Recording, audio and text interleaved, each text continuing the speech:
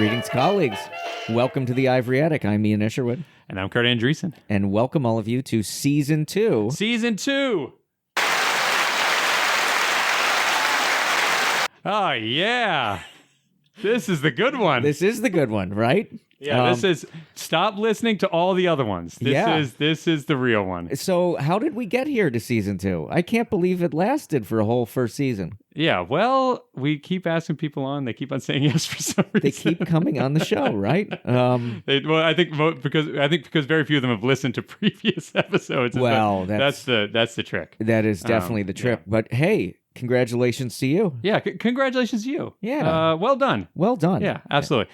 And I think this one's going to be even better than the last one. We got lots of cool new things. Oh, we definitely do. I mean, right? We have like sound effects now. I know. Did you hear that? Yeah. That's a step forward. That's a step up, huh? Yeah, we're moving to the shock jock territory, right?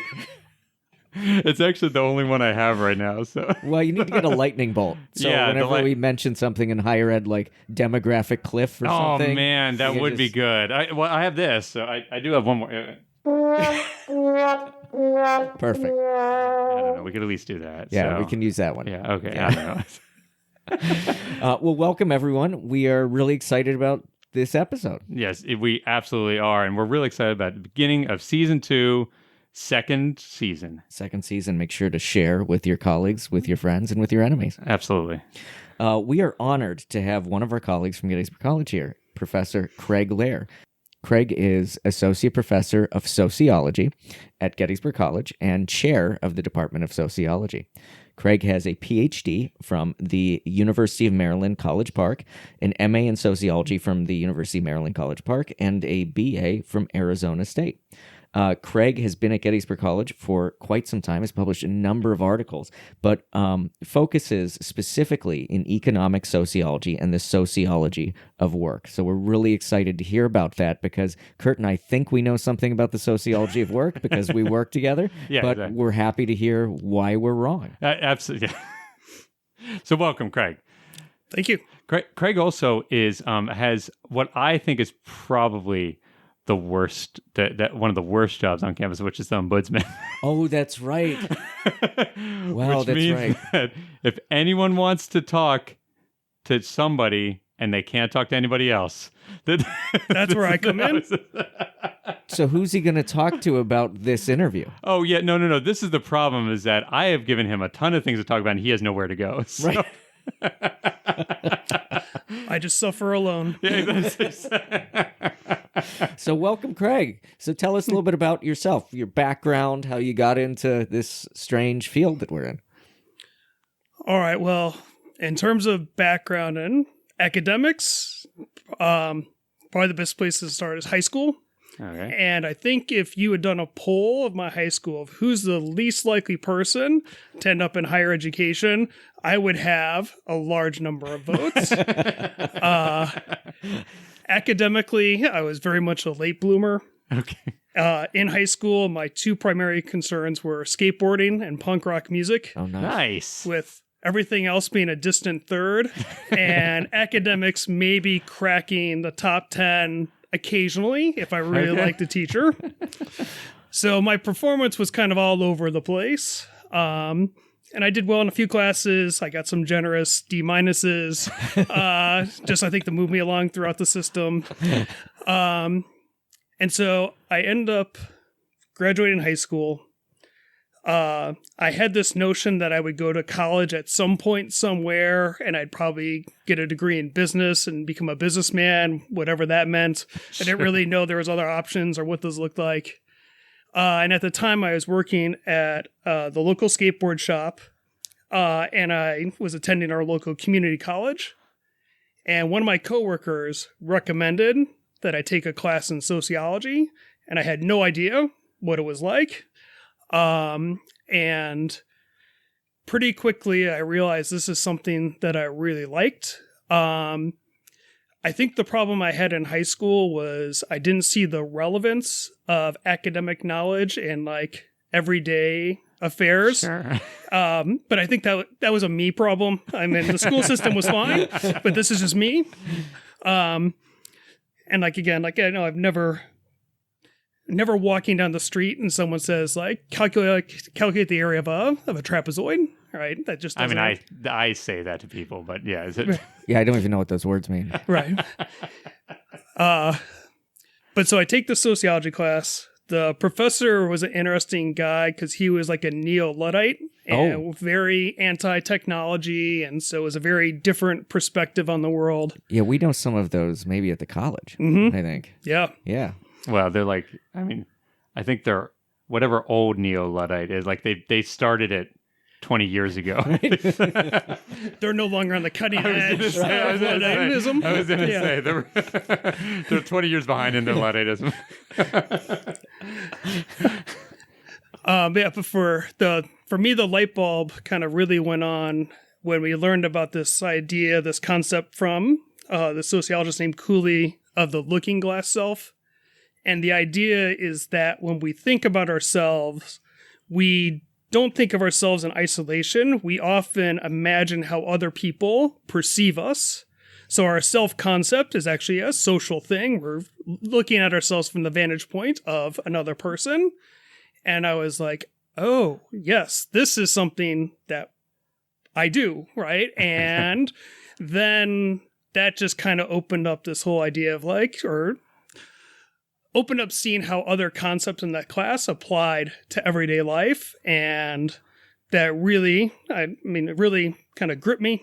And then that really also opened up my appreciation for other academic disciplines and just made me, I guess, curious. Oh, cool! And it's too bad for your field that that social media has made none of that true. Like nobody perceives their own self-worth through others. So it's really kind of ruined your field in that way. Yeah, it has. So Please like this podcast. Right. Speaking of social media, so you're working in the skate shop and you're taking this class. So did you immediately start to see, like, because skate shop, it's kind of a group, right? It's a group of peers who are all interested in the same thing, punk rock, same sort of thing. So were you seeing in these communities kind of sociology in action? It's funny. Well, in terms of like the music aspect, one of my favorite bands at the time had an album called Looking Glass Self. Oh my God. So yes, I was seeing it in action. That's really funny. Craig, I had to say, like, so you and I have talked about your research and I absolutely love some of the stuff you've done. If you could walk us through some of we'll get to the stuff you're doing now, but if you could walk us through the stuff on the degrees, I absolutely love this stuff. So yeah, about the college degrees. Yeah. So I've been working on a study for a long time, and hopefully it will wrap up this summer. Looking at companies that sell fake academic credentials. And there's kind of like two forms of this. There are fake colleges that will give you a real diploma from them, but those are also fraudulent. And then there are the companies I look at that will give you a fake diploma of real institutions. So essentially they're counterfeit institutions. And I've looked, you can buy a Ph.D. from the University of Maryland. There's a company that had Gettysburg transcripts up on there, and they looked pretty authentic. Oh, wow. And a lot of research has been done on the companies called like degree mills, right? The kind of like fake academic institutions where you get a PhD on your life skills kind of thing. Because those are more visible. Because once you know the name of a fake institution, you can search out and like people's resumes and things like that. But if someone has a counterfeit degree, it's much harder to detect. And so there's not a lot of literature on the organizations and companies that I look at, but a problem that these companies appear to have is that they need to establish that they're a trustworthy company and they're not going to take advantage of you. So they're helping you scam others, but they want to assure that they're not a scam. I love this. Yeah. No, it's such a funny idea. This is what every major heist movie is about, right? Which is that like you're like all the guys get together like, yeah, we're a bunch of criminals, but I'm not stealing from you this time, right? Right. Like, you know, like that. I don't steal from other people. Like, you can pay us. It's all gonna be great. Right. Everyone fears that it's the Joker, right? It's so But like, good. I feel very ignorant that I didn't know that this existed, but it makes total sense now that you've explained it. Yeah. No, so I actually use this example in my classes all the time, Craig. In that, like, so whenever I have students who are particularly unmotivated and are kind of complaining about like like okay, like, hey, can we just like, none of us want to be here. Like, why don't you can just give us a grade. We can walk out of here. Like, you don't want to be here. I don't want to be here. Like, they'll say this to me, right? Like, and I always say, listen, if this is just about a transaction where you end up in with a degree at the end, I got great news for you. There's a shortcut. I was going to say, if you want a piece of paper, like, there are some great companies. You can get the CO. You can do the whole thing. Costs you a lot less than the college does. And like, you can be out of here. And I said, people don't really check it. Like, there are certain jobs that check it, but like, a lot of them don't care. So I say, just go and do that. Then we can all be done with it. And then at least I can teach the people who aren't complaining as much. They've never taken me up on it. As far as you know. Yeah. Well, and that's like one of them. Well, again, to try to establish that they're not going to scam you or try to blackmail you for buying a counterfeit diploma, a number of companies were using customer reviews on Trustpilot, which is kind of like a Yelp kind of thing. And there were some companies that were asking basically anyone who bought a degree with them to post a review. And the overwhelming message of these reviews, and like in the study I'm looking at, I think of like 11 or 1,200 of them, is that they're overwhelmingly positive. These seem like very customer-oriented and customer service-focused companies, and they often help people in a desperate situation really quickly. Like, sometimes they'll turn around, it seems like they turn around a degree like in like a day or two, and will overnight FedEx it to someone for whatever reason they're going to use it. We can barely do. I mean, it takes 3 hours for us to hand them to them in our graduation. Yeah, I mean, so and they're already printed. so they're really good at what they do. Really good, and that's so yeah. Customers are very happy. They like the customer service aspect. They really like the quality of the diplomas. A common phrase is, "This looks authentic. This looks like my other degree. This looks like my cousin's degree. It's more real than real." Like Kurt said, like the seal looks very authentic. This is amazing. No, it's really good. But like, think about customer service reviews for other corporations. Oh, yeah. Like, for any phone company, for any Amazon product you're buying, like, they're not getting those kind of glowing reviews. So that's fascinating. Yeah. And what's really interesting with that is sometimes you can see there'll be a number of reviews or a review that was updated. And sometimes you'll see that first go around, something not correct happened, like spelling, wrong university, something like that. And these companies will go do everything they can to make this customer happy and try to remedy the situation. So you'll see like the first review is like, I had this awful experience. And then they'll update their review and it's like 5 stars. Like, I can't believe how helpful these people were. And they often name, like, people to be like, oh yeah, Scott was so helpful and got me this degree. It's so good. It's so good. Yeah, I love that. And I mean, again, it's the whole idea of like the authentic, inauthentic company is great. It's just such a Who's really good at customer service. really good. Yeah, really good at what customer they do. first, customer forward. Yeah, company. Absolutely, I love it. Well, so then, and this also relates to some of the other stuff that we talk about that you do, which is the handwritten letters. So yeah, tell us about that. I love this one. Yeah, so the handwritten stuff came first, but was like the kind of like the aha moment to think about other things, got it. Yep. fake degrees. But my dissertation was basically on individuals and families using the service sector more to perform tasks that have traditionally been performed at home. Okay. And in doing that research, I came across a number of companies that their service is basically to write thank you cards for other people, handwritten, but they'll pretend that they are you. So even though you're outsourcing this task, they try to disguise it as if it came from the quote unquote sender. And so they have to do a number of things to make this peer legitimate and authentic. So companies will sometimes have like different handwriting styles, and you pick the one that's closest to your own.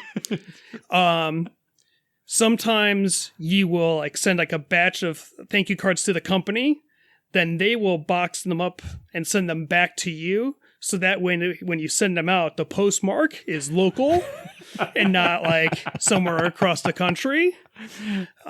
They don't advertise. I mean, so they have to take all these steps to keep this deception hidden from the recipient. After talking to you about this once, I went on to check, and like the thing that's really funny is like some of the things. It's a remarkable amount of labor to go into. It's awesome to not send a thank you note to this someone. Is the whole thing. It's so much work to not handwrite it. But the other thing I find funny is like a lot of the like when you go to the websites, they're like when you care enough. Like it's all right. Like there's like I forget what it is, but it's like something about when you care enough to send the best or something like that, right? Yeah, so, but like, you don't care enough, of course, because if you cared, you would do it yourself. And just FYI, the name of my article on this is When You Care Enough to Pay Someone Else to Send the Very Best. It's just, it's amazing. Like, anyway, I really like this. I considered doing handwritten notes to everyone I know, just to, like, just really nice. I feel like, nice greetings, maybe some, I don't know what I'm going to say. That's what I'm paying them for. But so if you receive anything. You have to pathologically hate writing thank you notes, right? I'm close. Well, they always talk about, like, and this kind of goes like the point Kurt was making, is that there's all these instrumental benefits for doing it. Saves you time, saves you energy, those sorts of things. But they also want to keep alive this notion that since it's a handwritten card, it's very personalized and a very expressive form of care that someone took the time to write this to you. So they're trying to kind of like have their customers where they can like have their cake and eat it too. I love it. It's so good. I bet their customer service reports have got to be really good too, right? If they're authentic. I actually think I could see you being on the other side, like being one of the handwritten notes people. Well, I mean, if this professor thing doesn't Right? work out, I feel like this. I think I could do that. I like writing thank you notes. Yeah. Well, I feel like you have your fountain pen. You could get that out, get some good use out of that. It could be a write-off. Yeah, well, I like how you're saying, oh, you got your little fountain pen over there again, and you're writing your little notes to people instead of teaching your classes. That's great. I mean, I don't know what you do over there. I've seen the fountain pen. I've never seen you teach. Is there a computer in Ian's office? A neo Luddite. Yeah. Neo. Yeah. Excellent.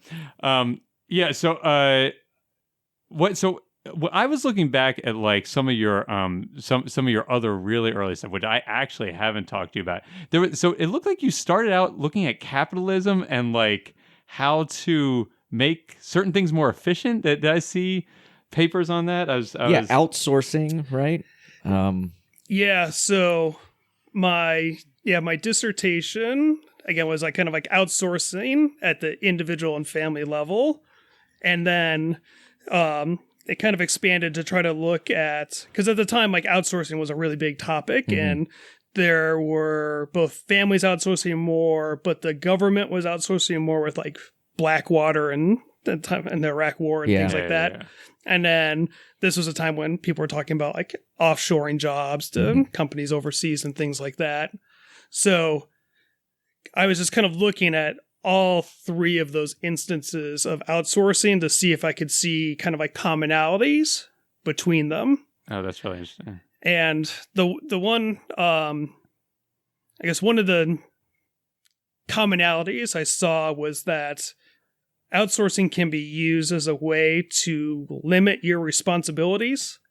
And so that way, if if someone accuses you of doing something, but it's been outsourced, you can say it's their problem, not my problem. Oh, right. Okay. Yeah. Right. But even if you know that you're sending this to someone where there are going to be these problems, you still have that kind of like plausible deniability. Yeah. Oh, that's really interesting. Yeah, so companies will do that in terms of like garment manufacturing in overseas countries where labor and health standards are a lot lower. So they basically, specifically their point, just so that there's that one level of removal between them. Right. It's not us, the brand name, that did this. It was this company you never heard of over there. That's really interesting. The government will do that too to kind of keep their hands clean, especially if they're going to be involved in something that could not look favorably upon them. Oh, that's interesting.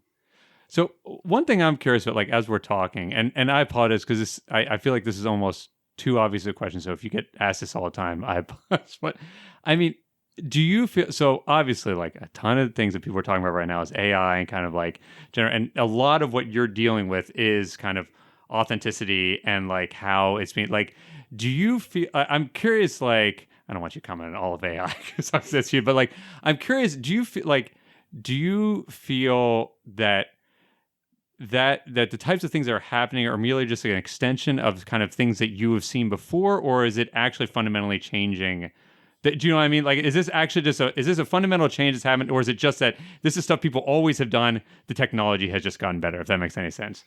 It does. I think initially it's just going to be kind of an extension, but I think given where AI is going, I think it's going to produce tons of changes, and it's really hard to know what the future is going to look like. Well, yeah, because obviously, like authenticity.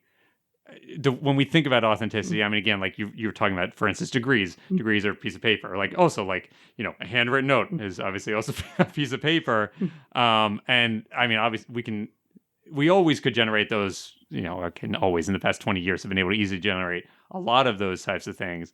But again, the types of things we can generate are obviously so much more vast now that it really opens up a lot of new things with that. So that's interesting. So I want to talk about your teaching at Gettysburg College. So you've been here since 2011, right? Is that right? No, it isn't. No, it's 2008. 2008. No, it's 2008. I know because Wow. I came in right after. Right. So you've been here since 2008. So you've been at Gettysburg College since 2008. And what I've noticed is that you teach a bevy of courses, but a couple of them really stuck out to me. One was economic sociology, and then the other one was wealth, power, and prestige, because there's got to be some overlap there. What's it like introducing students to these topics? I'll say the economic sociology is a little bit of a tougher sell. Okay. Because it's a little more abstract, and a lot of what economic sociologists do is kind of in a response to what economists do. And so if students are particularly interested about economics, then some of these debates are not things that they really care all that much about or not really passionate about. But wealth, power, and prestige is basically a class on economic inequality, how it's changed over time. And students really resonate with that.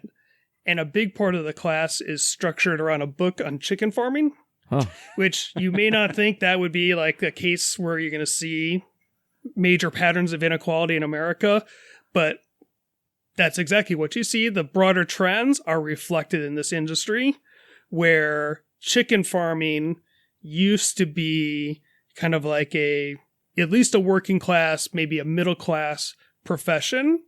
You weren't going to be wealthy, but it was kind of like a springboard into like the American dream. Mm-hmm. But over time, in part because of outsourcing, I can talk about that, it's really become a situation where it's very precarious. The income that farmers earn has gone down over time. The working conditions have deteriorated.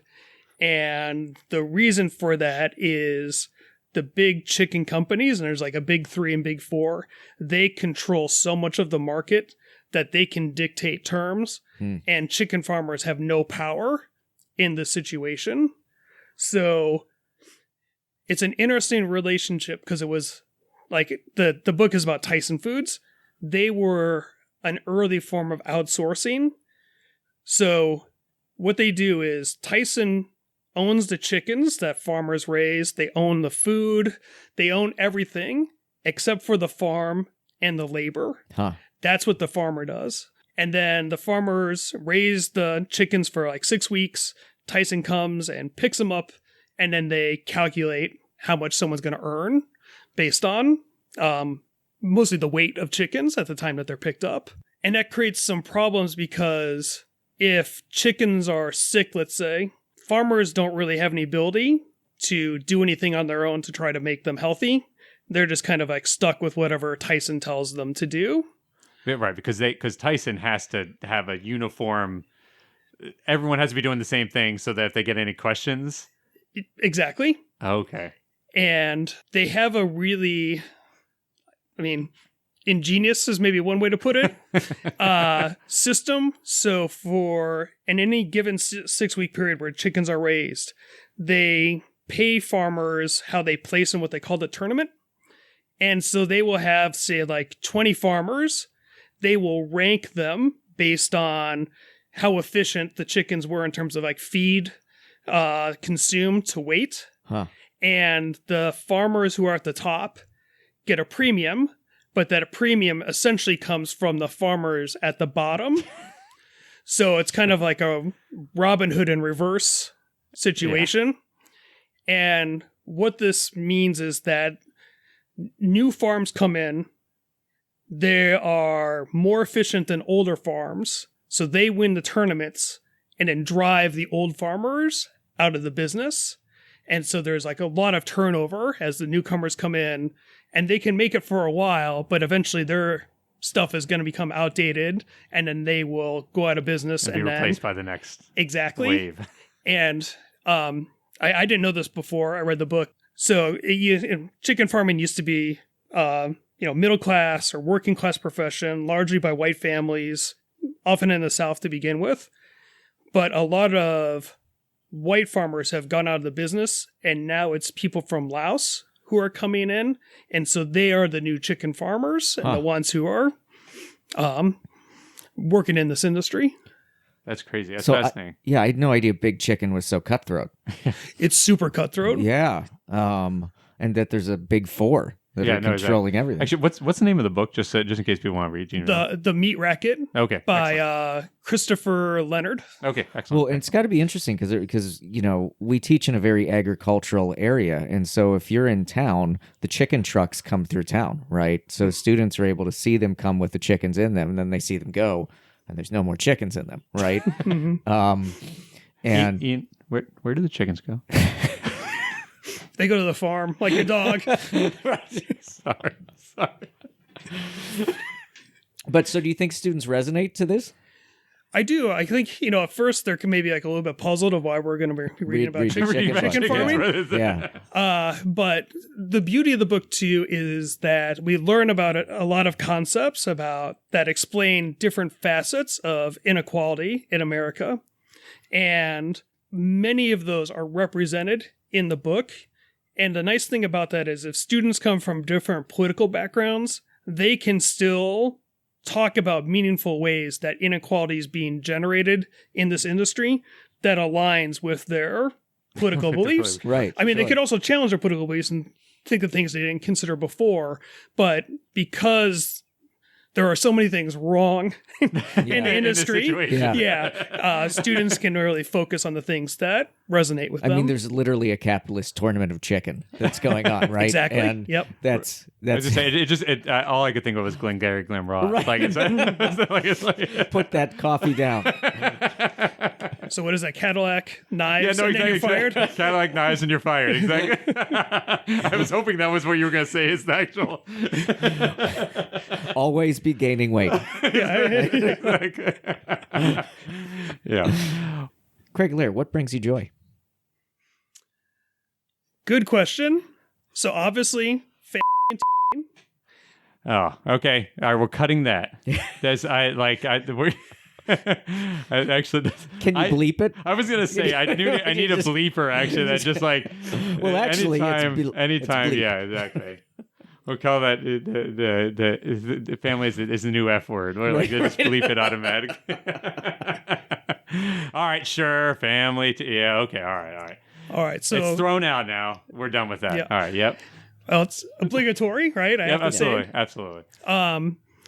So I will talk about something that Kurt is responsible for. Ugh. Yeah, I was don't gonna like say where this maybe. is going. I was gonna say what. All right, where's my mute button? Okay, go ahead. Well, about 7 years ago, Kurt introduced me to fantasy football, Oh. and it has become a source of joy in my life. People that live in my household might say an obsession. And I don't think that's that far off the mark. I really never had any interest in playing fantasy football. I didn't think too much about it. But Kurt approached me and said, "Do you want to join a fantasy football league?" I said, "Sure, why not?"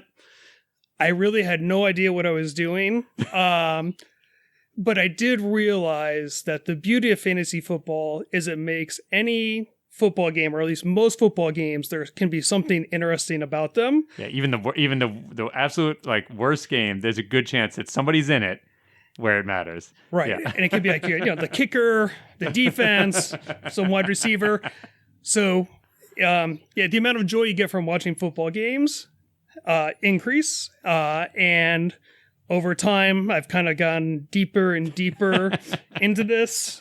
There was a time this season when my wife caught me watching football on 3 different screens simultaneously.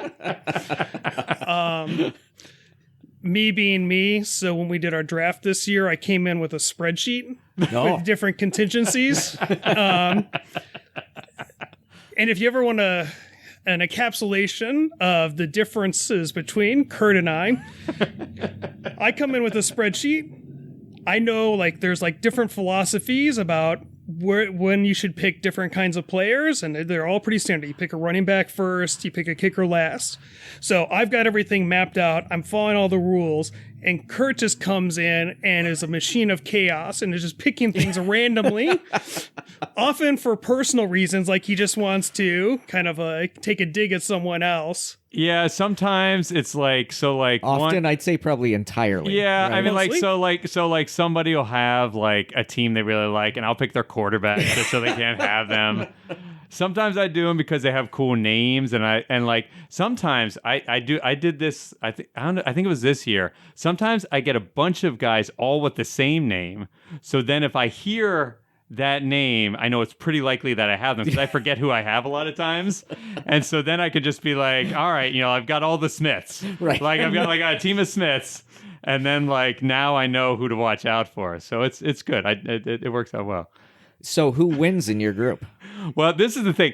When you ask how he really got drawn in, so what you say? Has it been 7 years? Well, 7 years, but we had 1 year off. So Okay. 6 seasons. So six seasons. In the first 4 seasons, Craig, can you just name off all the winners for the first 4 seasons? Me. Well, this is why you like doing it.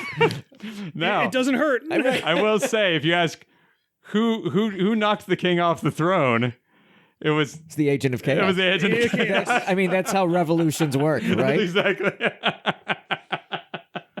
Fascinating. So Kurt has asked me to join your group for the last 6 years, and every year I get so much joy in telling him no. There's different ways to approach it. So Right. I will say, because yes, I structure my week around it. I probably am a little bit obsessed. The good thing is we just play for the most important thing, which is glory, not money. Yeah. But in my defense, what fantasy football boils down to is taking data about individuals and predicting how they perform in groups settings, which sounds a lot like what a sociologist does on a day-to-day basis. I like the idea of you eventually. I can already hear this. There could be an article. No, I was Yeah. going to say, I can already hear this turning into Craig years down the road saying, "What do you research, Craig?" And his answer is, "Well, it's fantasy football." Right. It's It's not out of the question. I was going to say, this is just an obvious. I will. Though one of the things, again, getting so this is a fun thing, and as long as Craig is giving some insight into me, I'll just give a brief glimpse into him, which is that I think it was either the second or third year when as Craig said, like we just went for the glory of this. It was just bragging rights, things like that. But he felt the need to up that a little bit, and so bought a WWF style championship belt for himself, and then brought it to the next party that we had. Amazing. I thought it deserved it.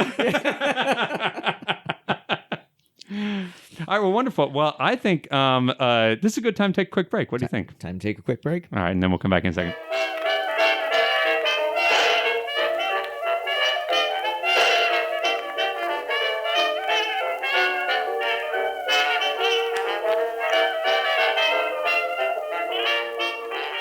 Welcome back to the Ivory Attic. We're here with Professor Craig Lair from Gettysburg College. I think, hey, is it time for our second segment in our second season? I think it's our time. first segment in the second season segment. Exactly, and which is? Did you know? Ooh, all right.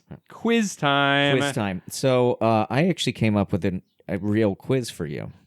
Meaning, I asked a good friend of the show. Actually, one of our largest fans. Largest fans of our show, the person who has been the most complimentary about our show. Well, and I think the only repeat guest we've had so far. The only repeat guest. And I queried this guest and said, hey, can you come up with a quiz for a sociologist who works on capitalism? And Dean Chat put together a quiz for you. Put together, isn't that? I mean, this is why she's a friend of the show. Mm-hmm. It's so good. So the good news is it's multiple choice. Okay, good. Okay. So the first question is, what's the most common reaction when your paycheck arrives? Tears. Well, here are your choices. Don't get ahead of it. Don't get it, Dean Chat here. Use your multiple choices. A fist-pumping victory dance. A single tear of gratitude. Checking your bank balance to make sure it's real. Or immediately calculating how many avocado toasts you can buy. It can't be D because I'm allergic to avocados. I'll go with C because the tears are not one of joy or whatever it was. Okay, so C, checking your bank accounts to make sure it's real. I'm sorry. It is single tear of gratitude. Tear of joy. By the way, the dig of Dean Chat going specifically at sociologists with the avocado toast is so amazing. I can't get over it. It's terrific. It's big data. It's big data, and Dean Chat also leads with a paycheck question. Oh no, I know. Yeah. It's a double dig. All right. Well, I'm sorry about that one.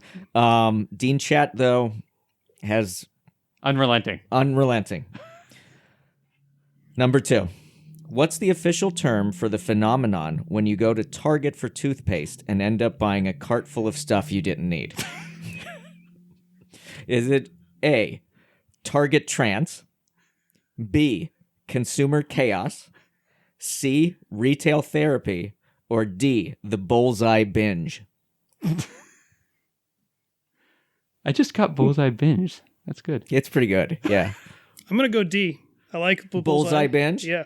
Well, Dean Chat says that's wrong. It's retail therapy, but I'm going to overrule that. I was going to say it's bullseye binge. It's bullseye binge. That's the right one. That's the right one. So we're 1-1. Yeah, 1-1. 1-1. Yep. Number 3. What's the best way to describe the feeling when you see the price of your favorite coffee drink skyrocket? A, caffeine-induced panic attack. B, espresso exhortation. C, a latte lamentation. Or D, a mocha meltdown. I'm going to go A. Oh. What was A? A was the caffeine one? Caffeine-induced panic attack. Oh, okay. All right. Dean Chat says it's a mocha meltdown. A mocha meltdown. Mocha meltdown. So what do you think? I mean, I think they're both wrong. I liked, what was it? There was I like the latte lamentation. Yeah, latte lamentation is pretty good. Mocha meltdown's good. I don't No, drink let's- coffee, let's- so you let's can go- just let's count it go wrong. That's fine. Okay, so it's Yeah. 1 right, 2 wrong. Sure. All Yeah. right. Oof. How many are there? I don't actually know. There's 5. Okay, great. Okay. You're doing all right. That's all right. Come back. Number 4. When someone says they're living the dream, what do they really mean in a capitalist society? A, that they're financially stable and fulfilled. B, that they're buried in debt but pretending everything is fine. C, that they're on their 3rd cup of coffee trying to stay awake. And 4, that they're binge watching Netflix to escape reality. It's hard to make a decision between B and D. I'm going to go B.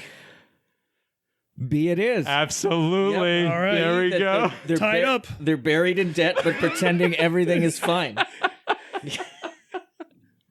All right. Question 5, right? Yep. We're What- 2 and 2.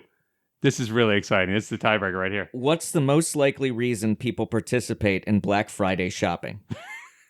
A, to snag amazing deals and to save money. B, to experience the thrill of chaotic crowds. C, to engage in competitive consumerism. or D, to witness firsthand the true extent of human greed. Wow. Whoa. Wow. Dean Chat goes dark sometimes. Man, okay, all right. I'm going to go C. C it is. See, it is. Absolutely. To engage in competitive consumerism. You passed the quiz. Congratulations. Well done. Woo, I Well can keep my done. job. Man, Dean Chat was really putting you on blast for a while there. That Seriously? was Dean Chat was really on it. I think we need to use Dean Chat for all of our quizzes now. absolutely. I mean, yes. This is the only option going forward. So what's our next segment?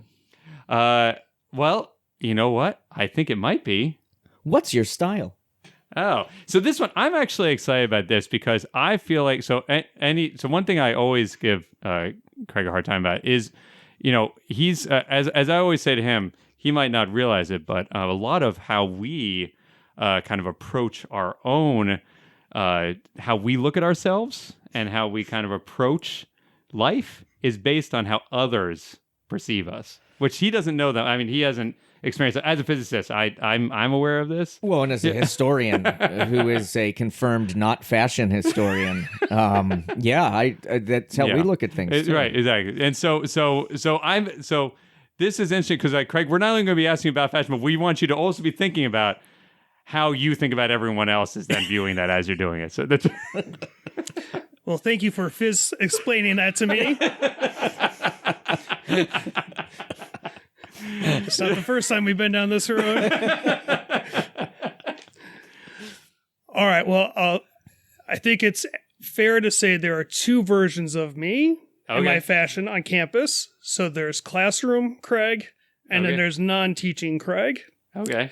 And classroom Craig, I think the best way to define it is generic white middle-aged male professor. Okay, excellent. Whatever good. pops into your head. That's what you're going with. That's what I look like. And in practice, what that means is khakis, polo shirt, blazer. I love it. Yeah, absolutely. But so me being me, I was Googling around to see if there's like an official term for what my fashion style is. And I came across a website called Ivy Style. And this is a celebration of all things Ivy, beginning with the clothes on your back. Oh, All right. I like it. Okay. And all right, and this was a part of the website. It is true that a few professors are clothes horses. Can I get that? Can I get that on my door? Right. So that refers to you two. Yeah. Here's the me part. However, the vast majority are more indifferent dressers than bad ones. In general, they dress as if their goal was to avoid being noticed. Their clothes don't so much flatter as neutralized. Oh, okay. Oh. Neutralize. I like that. That sums it up pretty well. That's interesting. I like the idea, the neutralization of fashion. Oh, I like that. That's good. So I will confess that I've been to that website I was. more times than I Have you care to admit. contributed to the website? I did this. This is new. I love it. This is good. But it's an interesting way to divide. See, this sociology is so interesting. It's an interesting way to divide up the professoriate. Yeah, I mean that week. So I think maybe part of what we should then do is do this for our entire campus at least. That's going to go put over little well. categories, Right. So I'm curious. One of the things I like about physics is that I think there are times I think when things are going in their best, where part of the thing I like about teaching physics is I do like do the things that we always tell people, which are like when I'm walking around, I like am seeing physics like around, like, I don't know, like a signs hung in a specific way. I'm like, oh my God, just like I could actually do a problem on that, like, and sometimes I do in my physics. Like, do you? It's a beautiful mind. Yeah, no, That's it's what you are. exactly yeah, just equations. you're like that popping, movie. Yeah. Equations popping all over the place. But I'm wondering, like, I've always like, do you like? As and I you don't have to just answer this with respect to clothes, but like I'm just thinking about, but like, do you like? Is it hard to turn off like the sociology part of your brain, like when you're just doing kind of normal interaction? Do you know what I mean? Like, does that become difficult? You can turn it off. Yeah, no, yeah, okay, that was yeah. I mean, that's because I assume because like it's kind of like it's very Matrix like, right? Like where you're like once it's opened up, I imagine it's very hard to close that down. Well, so there's a manifestation of this that I tell my students, and that is if they come to my office, my door is just going to be cracked open just a little bit, and I'm going to have music on.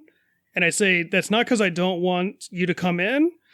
It's if I leave my door open or don't have music playing, I can hear conversations in the hallway, and I will listen to them. And so in order for me to be productive, I need to, have a couple of barriers up so I can actually do my job. That's great. Well, this is I think you can I don't think you can express like academics more perfectly than that, which is that I need to stop doing my job and the things that made me love my job so much. Meaning listening to other people, figuring out what it means and trying to analyze the situation. I need to stop doing that because I need to do my actual job, which is to do that efficiently. Or to return emails.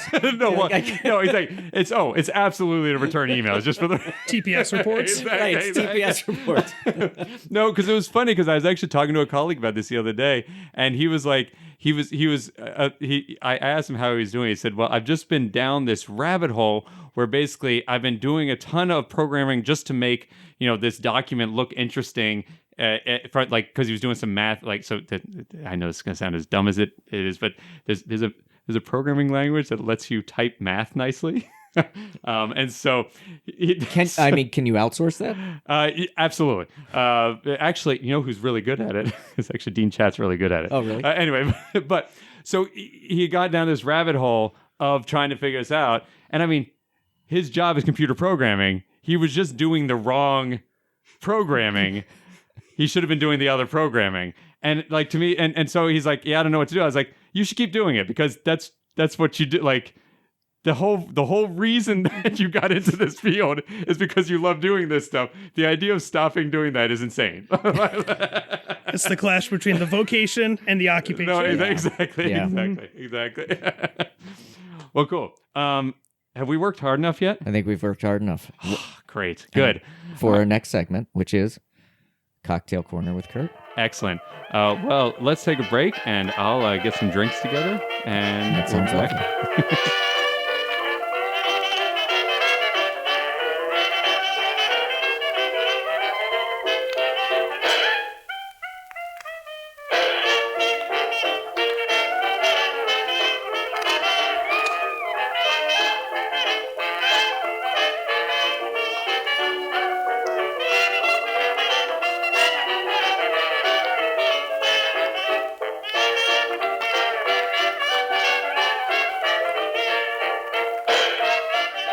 Welcome back to the Ivory Attic. We're here with Cocktail Corner with Kurt, where you've fixed up some. It sounds like I've already had one. Yeah. You've fixed up some drinks for us in some old-fashioned glasses with your patented ice. A little bit different though. This ice this time. Oh yeah, we'll get there in a second. Okay. First, let's hear from Craig. Craig, do you remember what you sent our way?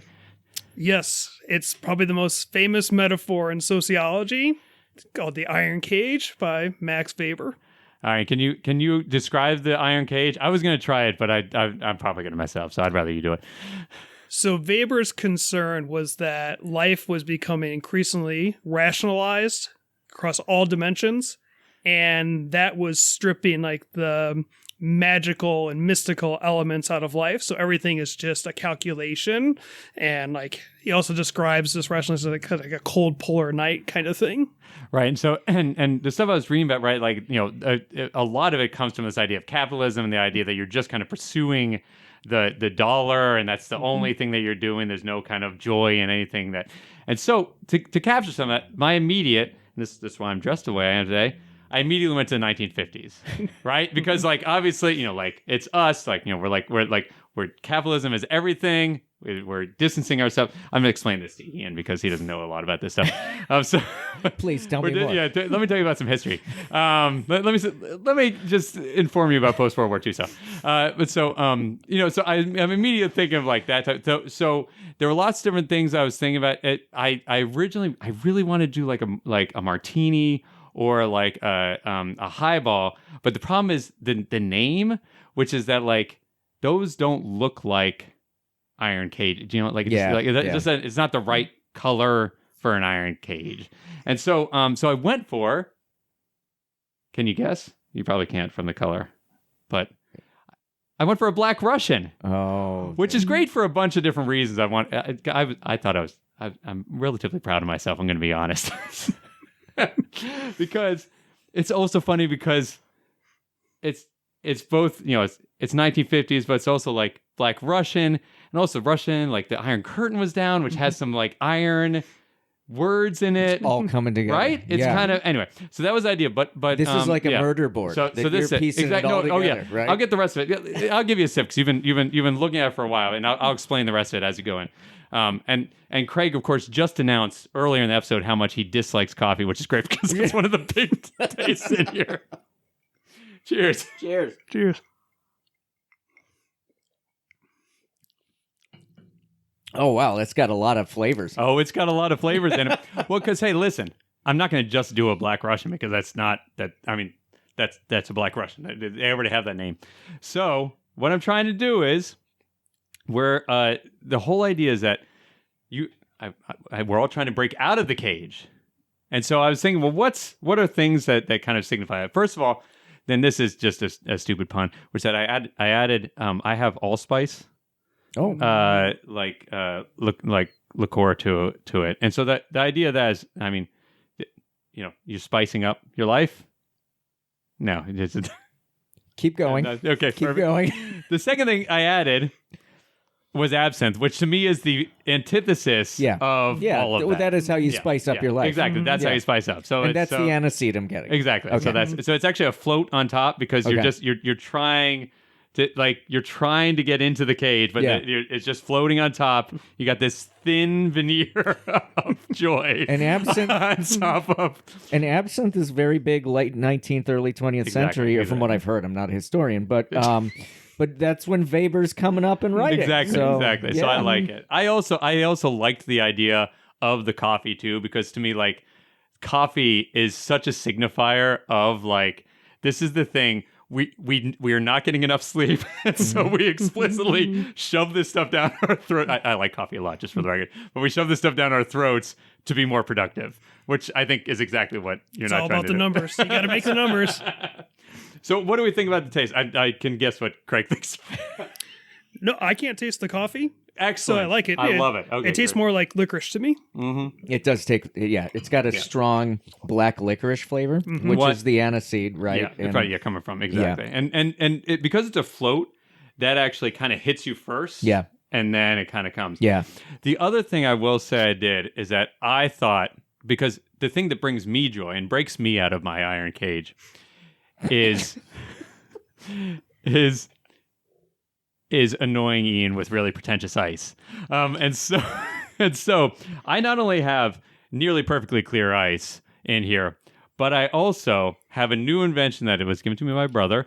Not new invention, but new for me, which is a mold to put actual stenciling into your ice, which you can look at it just in case you can't see it, is a skull to remind us of mortality with a bird on top of it. A raven, perhaps? A raven, perhaps. Yep. A skull and a raven. Yep. Okay. So, it all comes together with the idea that, so you have to have your really pretentious ice with the skull and raven. You have put so much thought into this. Weber would be so happy. He'd be so proud. You've put so much thought into this. So in a couple of years when I'm doing the sociology of fantasy football, you're going to be doing full-time physics of drinks. Oh, I'm already there, buddy. Listen, my next sabbatical is coming up soon, and a lot of that's going to be spent writing about cocktails. And certainly not consuming them, right? It's absolutely not until after. Well, the problem is you have to make them. Yeah, you have to taste. I was going to say to write about them. It's an occupational hazard. Yeah, it's part of the problem. Well, you know what we've just done? We did it again. The first new episode of the second season. Well done, everyone. Well done, everyone. Thank you so much, Craig, for being on. Oh, it's my pleasure. Yeah, it was a ton of fun. So you want to take us out, Kurt? Well, I want to ask. Listen, people are going to be so excited about the second season. They're going to want to write to us. They're going to want to get in touch with us, talk to us about all the cool new things that we're doing. How are they going to do that? mail@theivoryattic.com. You can also find us at The Ivory Attic on Instagram and on Facebook. And you can also find us on Ivory Attic Hosts on X. I love it. Great. Please hit us up on all of that. We'd love to hear from everybody. And please repost things and keep sharing.